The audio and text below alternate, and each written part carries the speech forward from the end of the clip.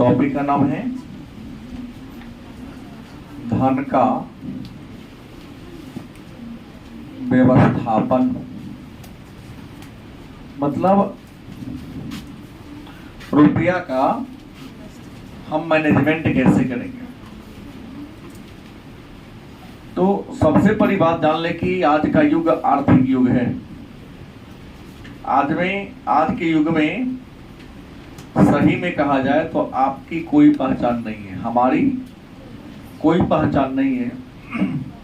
अगर सबसे ज्यादा किसी की पहचान है तो वह है धन का, पैसा का, रुपया। नहीं, दुनिया में अगर सबसे कोई अच्छी वस्तु है, देखो सबसे अच्छी वस्तु तो बहुत चीजें हैं, लेकिन व्यवहारिक तौर की बात मैं बोल रहा हूं कि दुनिया में अगर सबसे अच्छा कोई वस्तु है तो वह है रुपया। कहेंगे सर रुपया से अच्छा तो व्यक्ति का विचार सब चीज होता है, लेकिन रुपया वह चीज है, धन वह चीज है जिससे आप दुनिया के हर चीज को खरीद सकते हैं। यहां तक इंसान का सबसे बड़ी प्रॉपर्टी उसका ईमान होता है। आज धन से ईमान को भी खरीदा जा रहा है। नहीं, अभी किसी के पक्ष में बोल रहा है, पैसा दे दो, तुम्हारे पक्ष में बोलना शुरू कर देता है। गलत या सही? तब तो ग्रामीण क्षेत्रों में क्या लिखा, लोग कहते हैं, बुजुर्ग लोग क्या कहते हैं कि जे न करे बाबू भैया से करे रुपया। आज इंसान नहीं, इंसान का पैसा बोलता है। तो धन वह वस्तु है जिसके माध्यम से, धन वह साधन है जिसके माध्यम से इंसान अपने समस्त जरूरतों को क्या कर सकता है, पूरा कर सकता है। और याद रखें कि धन एक भौतिक संसाधन है। धन कैसा संसाधन है? भौतिक माने बाहरी संसाधन है, जिसके द्वारा इंसान सभी प्रकार की सुख सुविधा प्राप्त कर सकता है। नहीं, घर बैठे फोन करते हैं कि एक प्लेट चाउमीन भेज दो, पैसे के कारण ना। कोई सुविधा चाहिए, पहले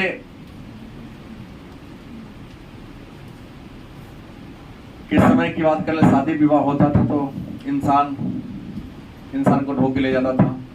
आज अच्छे अच्छे लोग इस व्यवसाय में जुड़े हुए हैं, और देखता हूँ कई साथ वीडियो के माध्यम से देखता हूँ कि आज भी लोग खड़िया पालकी बनाता है, मतलब या भले इस मंडप से उस मंडप में ले जाए, लेकिन ले जाता है ना।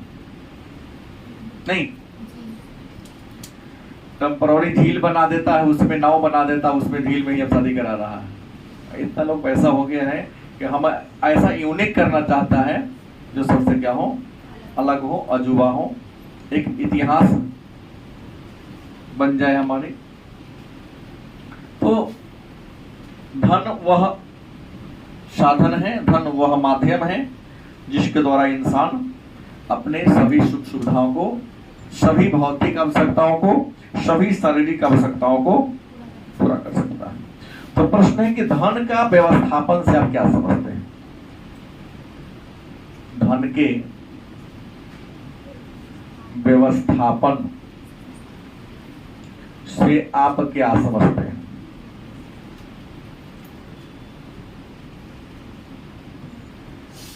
गलत कि सही?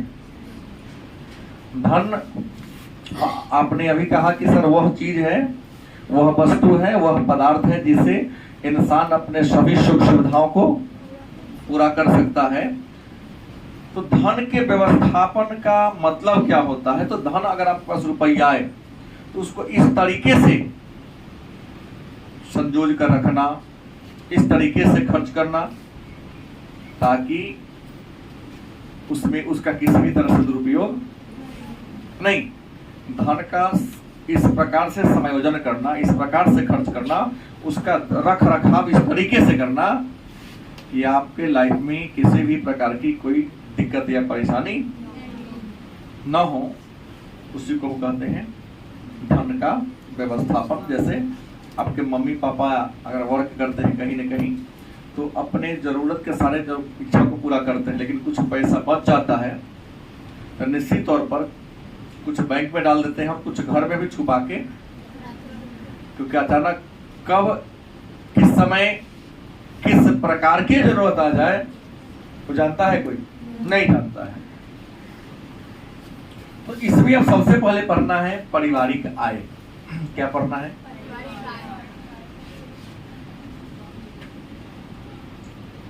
पारिवारिक। मन में एक प्रश्न होगा कि धन जो इंसान के सभी जरूरतों को पूरा करता है, धन आएगा कहां से? तो धन का साधन क्या है? आय। तो मन में एक प्रश्न होगा आपके कि सर ये आय है क्या? आय कहते किसे? संसार में जितने भी लोग हैं अपने जीविकोपार्जन के लिए शारीरिक श्रम करता है, मानसिक श्रम करता है। जैसे मैं मानसिक श्रम कर रहा हूं, दिमाग से काम कर रहा हूं। कुछ लोग शरीर से मेहनत करते हैं, चाहे वह शरीर से मेहनत करे, चाहे वह दिमाग से मेहनत करे। मेहनत करने के बाद उसे क्या मिलती है? रुपया मिलता है। उसी रुपया को क्या कहते हैं? गलत सही? जब कोई व्यक्ति शारीरिक या मानसिक श्रम करता है तो उस श्रम के बदले में जो उसे धनराशि प्राप्त होती है, उसी धनराशि को क्या कहोगे आप? आय कहते हैं। अब सवाल है, तो पारिवारिक आय क्या है? जो परिवार में जितने भी लोग हैं अपने सामर्थ्य के अनुसार अलग अलग तरीके से धन अर्जित करते हैं। गलत सही? तो परिवार में जितने स्रोतों से, जिन जिन साधनों से धन की प्राप्ति होती है, उसी को हम क्या कहेंगे? तुम्हारे परिवार में, हमारे परिवार में, या हम सबके परिवार में आमदनी के अनेक सारे स्रोत हैं। गलत कि सही? क्योंकि सब अलग अलग काम करता है। सबकी आमदनी को अगर क्या कर दिया जाए, जोड़ दिया जाए, तो उसी योग को हम क्या कहेंगे? अब कहता है सर पारिवारिक आय के रूप कितने हैं? तो मैं बता दूं, पारिवारिक आय के 3 रूप हैं। पारिवारिक आय कितने प्रकार के होते हैं? 3 प्रकार के। पहला कौन है? तो पहला है मौद्रिक आय। कौन आय है? मौद्रिक आय। दूसरा कौन है? वास्तविक आय। वास्तविक। और तीसरा कौन है? आत्मिक आय। क्या है? आत्मिक आय। मन में प्रश्न होगा, ये मौद्रिक आय क्या है? तो परिवार के सभी सदस्य कहीं ना कहीं एक निश्चित घंटा तक, निश्चित महीना तक, निश्चित वर्ष तक काम करता है। अगर आपके परिवार के सदस्य किसी दुकान में, किसी कारखाना में, किसी ऑफिस में एक निश्चित घंटा तक काम करता है, उस निश्चित घंटा तक काम करने के बाद उसे नगद रुपया मिलता है, तो वह आय जो नगद रुपया के रूप में मिले क्या कहलाएगा? क्या कहलाएगा? अब कहता है तो मौद्रिक आय का साधन कौन कौन है? तो मौद्रिक आय में नंबर 1 में आएगा वेतन। क्या आएगा? वेतन कहते किसे हैं? जब कोई व्यक्ति काम करता है, महीना पुरता है, महीना पुरने के बाद जो उसको धनराशि मिलता है, उसे क्या कहते हैं? दूसरा कहता है पेंशन। पेंशन को ही ग्रेजुएटी भी कहते हैं। पेंशन क्या है? तो आपने किसी ऑफिस में मान लो कि 60 साल तक या 50 साल तक काम किया, तो काम करने के बाद जिस दिन आपकी नौकरी हटती है, छूटती है, खत्म होती है, उस दिन वह सरकार या वह संस्था एक मोटी धनराशि रिटायरमेंट के रूप में आपको क्या करता है? रिटायर के समय से क्या कहते हैं? पेंशन करते हैं। दूसरा ब्याज या लाभांश। ब्याज क्या है? तो आप हर महीना कुछ ना कुछ धनराशि कमाते हैं। गलत कि सही? जितना कमाते हैं सारा पैसा खर्च तो नहीं होता है, कुछ पैसा रह जाता है, माने बच जाता है। तो बचा हुआ पैसा क्या करते हैं? बैंक में रख देते हैं। तो बैंक में जब पैसा रखते हैं तो बैंक उस पर कुछ उतने देती है, कुछ जोड़ के देती है, वही क्या कहलाता है? बैंक में आपने अपने बचत को रखा, उस पैसा का बैंक एक निश्चित समय के बाद ब्याज सहित जोड़ के देता, कुछ अतिरिक्त पैसा देता, उसी को कहते ब्याज। चाहे या जो पैसा आपका बच गया किसी कारोबार में लगा दिए, सब्जी के फल बेचने में, कपड़ा का दुकान खोलने में, पान का दुकान खोलने में, चाय का दुकान खोलने में लगा दिया। तो जो पैसा आपने लगा दिया तो क्या होगा, जितना लगाया कि उतना ही आपका रहेगा। 100 से कारोबार करोगे, 1 महीने के बाद 105 हो जाएगा, धीरे धीरे क्या होगा, बढ़ेगा। तो क्या कहेंगे हम, लाभांश कहेंगे। और भी मौद्रिक आय के साधन है मजदूरी। क्या है मजदूरी? क्या है मजदूरी? कहता है कि जब आप काम करते हैं तो काम के बदले में जो पारिश्रमिक मिलता है, सुबह से शाम तक काम किए और उसके बदले में जो क्या मिल गया, पैसा मिल गया, उसे क्या कहेंगे हम, मजदूरी कहेंगे। इसके अलावा और भी साधन है। क्या है, किराया। अब मान लिया शहर में रहते हैं, शहर में आपका घर है, सड़क किनारे आपका घर है, आपके जरूरत से आपके पास कुछ कमरे ज्यादा है, कुछ रूम ज्यादा है, तो किसी अन्य व्यक्ति को रहने के लिए दे देते हैं। वो व्यक्ति रहने के बदले में आपको क्या देता है, कुछ धनराशि देता है। उसी धनराशि को क्या कहेंगे हम, क्या कहेंगे? इसके बाद है भविष्य निधि कोष। भविष्य निधि कोष। भविष्य निधि का मतलब क्या हो गया? तो जैसे आप कहीं काम करते हैं ना, सरकारी जॉब करते हैं, तो आप या कुछ लिमिटेड कंपनी में काम करते हैं, तो आपके महीना में से हर जब भी सरकार आपको महीना देती है तो उसमें से कुछ पैसा काट लेती है। जानते हैं ना, अगर आप में से किसी के मम्मी पापा भैया नौकरी में होंगे तो सरकारी नौकरी वाले नहीं है, जितना महीना मिलता होगा उसमें से कुछ पैसा कटता है कि ना कटता है? हर महीना 500 700 200 2100 कटता है। लेकिन तो जिस दिन उनका नौकरी खत्म होगा तो पैसा कहीं ना कहीं सरकार जमा करती है, किसी फंड में जमा करती है, तो उसका ब्याज सहित जोड़कर रिटायर होते समय क्या करती है, उसी को क्या कहते हैं, भविष्य निधि कोष। तो वह आय जो मुद्रा के रूप में प्राप्त होती है क्या कहलाता है, मौद्रिक आय। क्या कहलाता है? और मौद्रिक आय के घटक कौन कौन है? वेतन, पेंशन, ब्याज, मजदूरी, किराया, भविष्य निधि कोष। समझ जाएगा ना मौद्रिक आय क्या है? 2 नंबर का। हाँ, बोनस भी छूट गया, कोई बात नहीं है। बोनस, किसी कंपनी में आप काम करते हैं मान लो, तो हर कंपनी साल में अपने आय व्यय का लेखा जोखा करवाती है, और मान लिया कि लेबर के मेहनत से न कंपनी मुनाफा में जाता है, तो कंपनी वर्ष में एक बार अपने लाभ का कुछ हिस्सा अपने मजदूरों को में बांट देती है, उसी को कहते हैं। और यह बोनस का बंटवारा संभवतः दीपावली के समय या होली के समय कंपनी वाले लोग, जो पुराना कर्मचारी है उनको 1 महीना का वेतन या 15 दिन का वेतन, जो नया 1 महीना से काम कर रहा है उसको 1 किलो मिठाई देता है ना, इसे क्या कहते हैं? अब है वास्तविक आय क्या है। वास्तविक आय क्या है, या वास्तविक आय कहते किसे हैं? तो कहता है कि वास्तविक आय की परिभाषा किसी विशेष अवधि में प्राप्त होने वाले आय को क्या कहते हैं।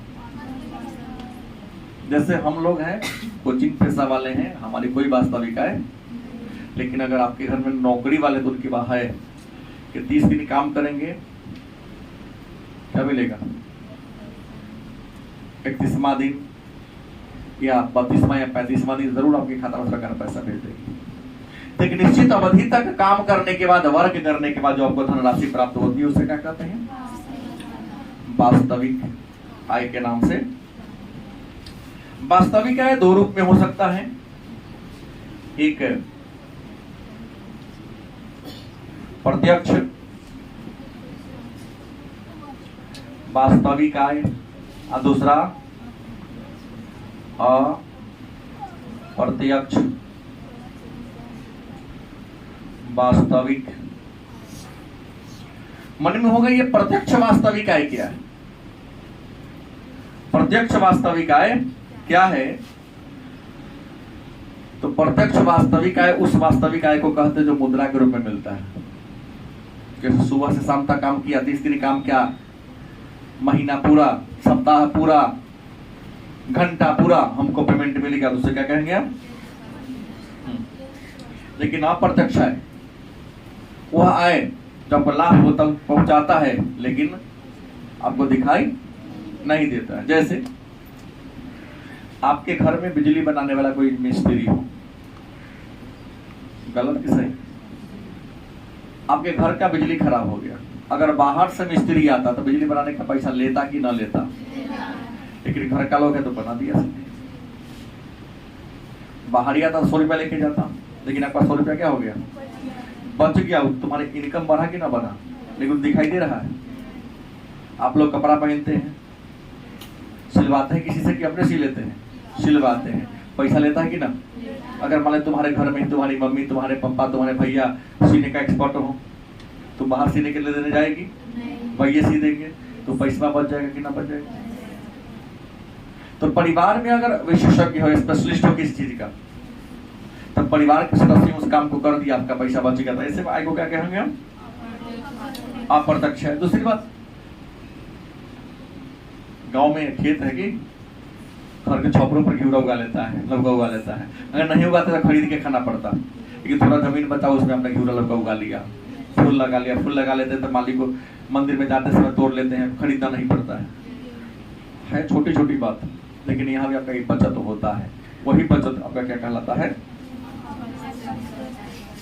तीसरा कौन है? आत्मिक आय। तो कहता है वास्तविक आय और मौद्रिक आय से आपको संतोष मिलता है कि ना मिलता है? आप जो मौद्रिक आय अर्जित करते हैं, चाहे वास्तविक आय अर्जित करते हैं, उस मौद्रिक और वास्तविक आय से जो आपको संतोष की प्राप्ति होती है, उसी संतोष को हम क्या कहते हैं? क्या कहते हैं? मौद्रिक आय और वास्तविक आय से लिख सकते हैं, मौद्रिक व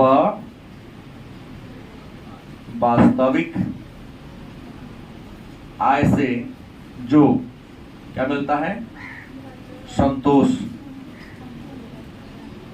प्राप्त होता है, उसे क्या कहेंगे? रुपया कमाए संतोष मिला। जो आत्मिक आय है, चाहे प्रत्यक्ष हो चाहे अप्रत्यक्ष, संतोष मिला कि ना, लाभ मिला कि ना मिला, उसी को हम क्या कहेंगे? आत्मिक आय। अब प्रश्न बड़ा महत्वपूर्ण आया, दूसरा प्रश्न कि व्यक्ति को धन की जरूरत क्यों होती है? व्यक्ति को धन की जरूरत क्यों होती है? नहीं, अगर तुमसे प्रश्न किया जाए तुम्हें रुपया क्यों चाहिए, क्या करोगे रुपया लेके?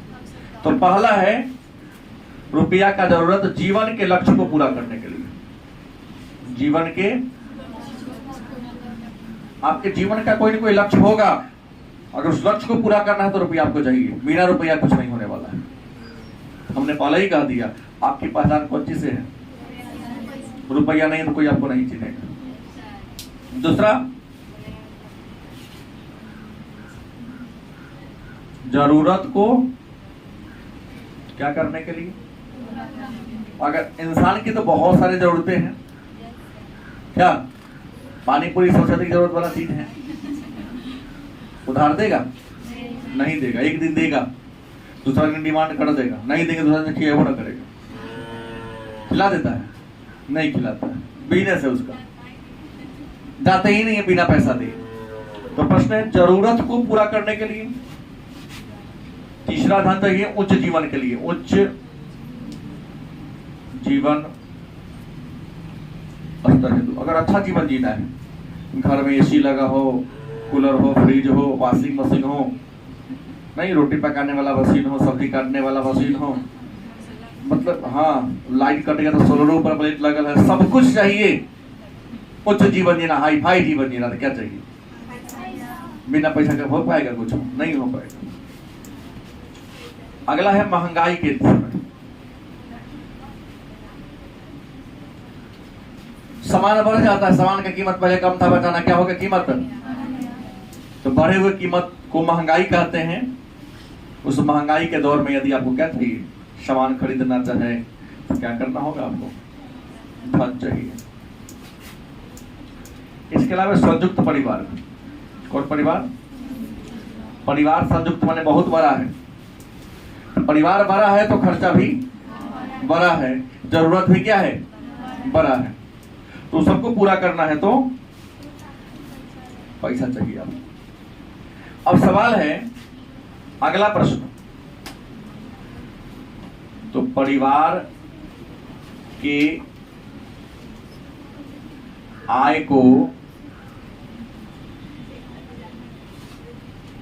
बढ़ाने के साधन, मतलब आप अपने परिवार का इनकम कैसे बढ़ा सकते हैं? हमने कहा ना, अमीर इसलिए अमीर है क्योंकि उसकी सोच अमीर जैसा है, गरीब इसलिए गरीब है क्योंकि सोच की उसके डाउन है। नहीं, प्रश्न है कि परिवार के आमदनी को यदि आप बढ़ाना चाहते हैं तो बढ़ा सकते हैं। कई उपाय हैं। पहला उपाय, अंशकालिक नौकरी कर लो। मान लिया कि आप कोई काम करते हैं, काम करके आते वहां बैठे रहे 4 घंटा, बेकार में कोई काम नहीं, 4 घंटा बैठे रहते हैं, तो 4 घंटा का यूज कर लो। तुम्हारे पास नॉलेज तो होम ट्यूशन पढ़ा दो। 2 घंटा बैठे बैठे रस्सी बांट लो, फूल बत्ती बना दो, मोमबत्ती बना दो, अगरबत्ती, कुछ कला बना लो। 200 रुपया तो बढ़ेगा? नहीं बढ़ेगा। तो अंशकालिक नौकरी करके। दूसरा, लघु उद्योग लगा। कौन उद्योग? लघु उद्योग, छोटा मोटा कारोबार करके भी कर सकते हो। गृह उद्योग। कौन उद्योग? गृह उद्योग, वो जो मैंने कहा, अगरबत्ती, मोमबत्ती, डलिया, टुकड़ी बीन करके कर सकते हैं। इसके अलावा उपलब्ध साधन का उचित प्रयोग, जो तुम्हारे पास साधन है उसका बढ़िया से यूज करो। जैसे भोज, गांव में भोज भाज होता है, चावल बहुत बच जाता है, कुछ लोग मिट्टी खन्ने गाड़ दिए उसको। एक आध जगह हम गए तो हमको पता चला कि चावल बच गया, तो क्या होगा? कुछ नहीं होगा, फेंक दीजिए। नहीं, फेंकेंगे नहीं। छत पर क्या किया? सुखा दिया उसको। क्या? छत पर सुखा दिया, चावल जैसा बन गया। पूरा चावल तो उसका नहीं बनेगा, लेकिन हाँ, भूजा बन जाता है। अब वो भी नहीं है तो उसको और पानी रख के बरका देता, खिचड़ी बना देता है। नमक मसाला मिक्स कर दिया, वेरी गुड, तिलौरी बना दिया। तुम्हारे पास अच्छा तो है, फेंक देंगे तो बेकार होगा ना, कीड़ा हो जाएगा। सम विषम परिस्थिति में चावल दाल बनेगा, तिलौरी से भी काम चल जाएगा। नहीं, उपलब्ध साधन का आप उचित प्रयोग करके ऐसा कर सकते हैं।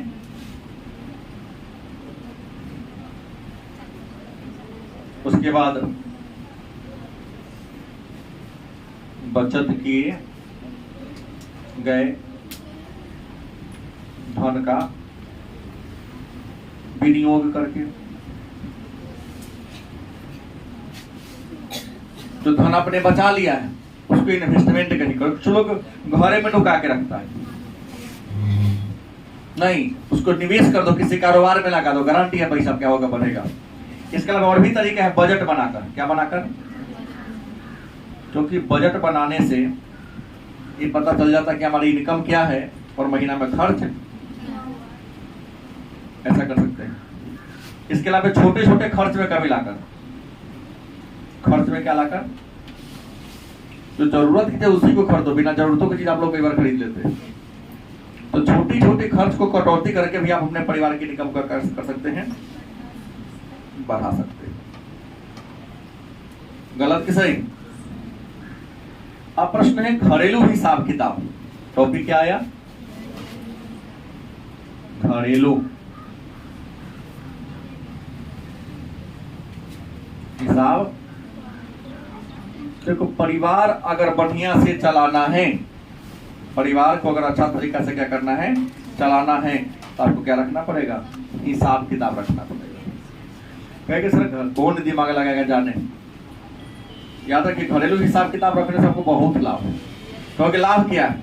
तो मान लिया कि पेपर आप ले रहे हैं और नहीं लिख रहे हैं, तो गारंटी है बीच में 4 दिन सेंट मार दिया तो पैसा तो जोड़ लेगा वो ना सर, ले देते थे हम।